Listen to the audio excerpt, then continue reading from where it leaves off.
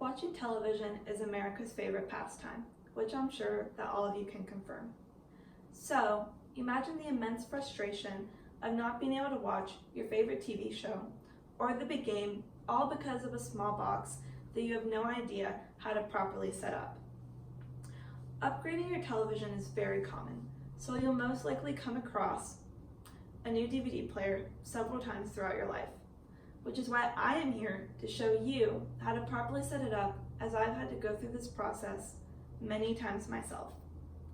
In this speech, I will be teaching you how to properly position your DVD player, how to connect the proper cords to establish a reliable connection, how to plug in your DVD player correctly, and how to personally set it up to fit your needs so that you may have the most enjoyable experience as possible.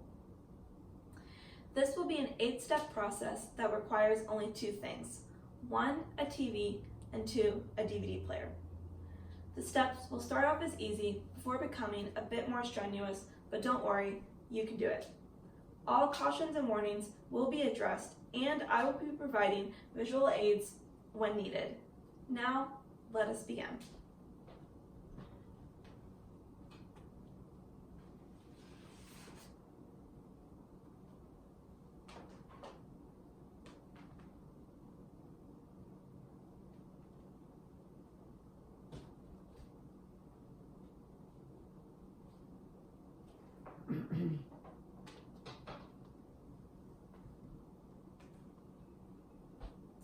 Now, step 1 is the easiest and most obvious, which is to make sure that you start off by unplugging both your TV and your DVD player before beginning.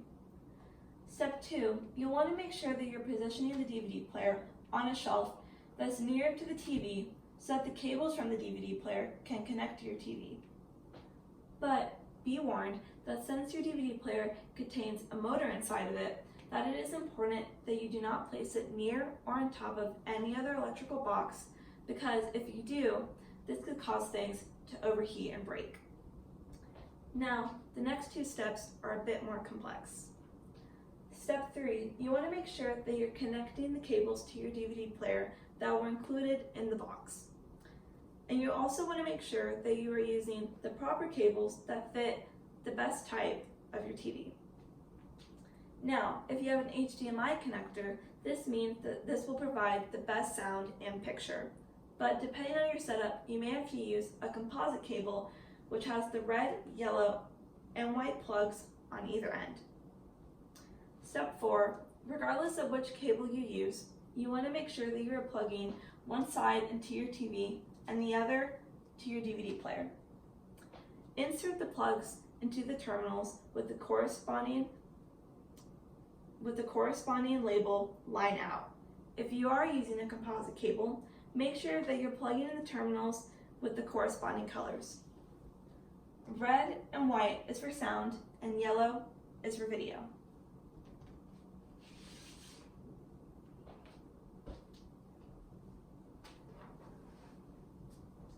Step 5, you want to make sure that you're plugging in your DVD player's power cord into an electrical outlet in the wall. Make sure that you're plugging in the power cord only after connecting all of your other plugs, because connecting the electricity could result in your TV channel setting incorrectly, which none of you want. After you finish that, make sure that you successfully turn your TV on. Step 6, after everything is turned on, make sure that the TV channel is set to view the DVD player output.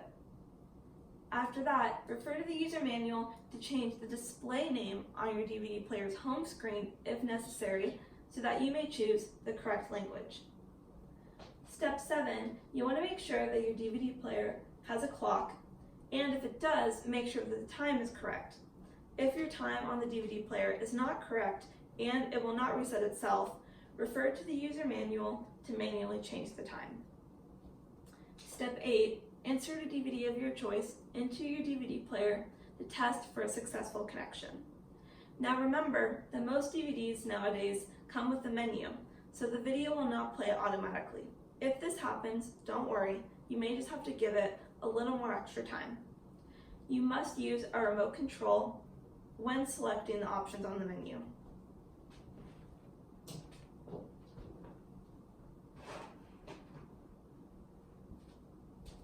Now, before we can close this speech, let us review. Step 1, make sure that you unplug both your TV and DVD player before beginning. Step 2, make sure that you're placing your DVD player on a proper shelf close enough to the TV. Step 3, connect the proper cable/connector into the DVD player.